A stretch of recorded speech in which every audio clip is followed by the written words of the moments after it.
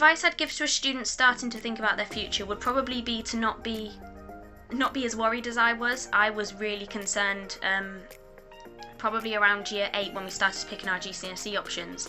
I started to become very concerned that I was starting to narrow down my options. And it is true that your GCSE options are really important, but it won't limit you completely to any kind of course or career. If I was to give some advice to anyone who wants to start considering different career paths or just having a look at what they might want to do in the future in general, is that firstly, it really is okay to not know. I know everyone says that, but most people come to university not knowing what they want to do, and that is completely fine, and you will probably change your mind many times, just as I have. If you're interested in something, you don't know whether there's a career in it or not, just search it up online or research on it, and you'll be able to figure out what kind of careers are in that topic, and see if that's something you're interested in, that's something you want to do or take on in college or university. My advice to most secondary school students would be to take your time researching the subject that you enjoy. Please don't feel like you want to do something because if your friends are doing it or studying it at A-levels.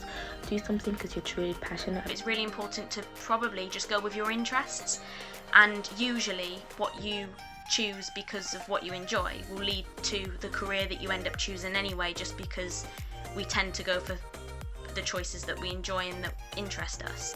What advice I'll give to students is just to follow your passion and what you're into, and just follow your dreams. If you don't know what you want to do as a future career, that is completely fine. I went through that at college and at school, and when I came to uni, I only found out in the second year of university what I want to do as a career, and it's fine because it's not too late. It's never too late.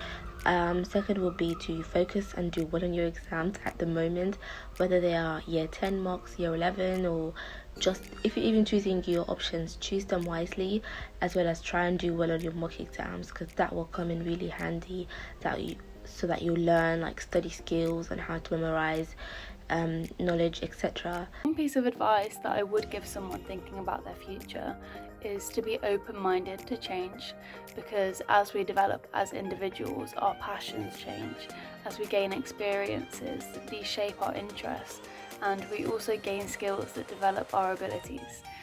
This can be the case before we enter the workforce or during our working life.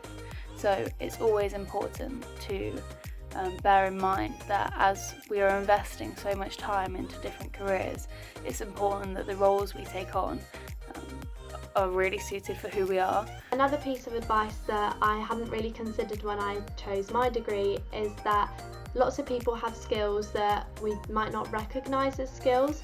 For example, we're taught that communication and time management and organisation are all skills, and they are really important skills.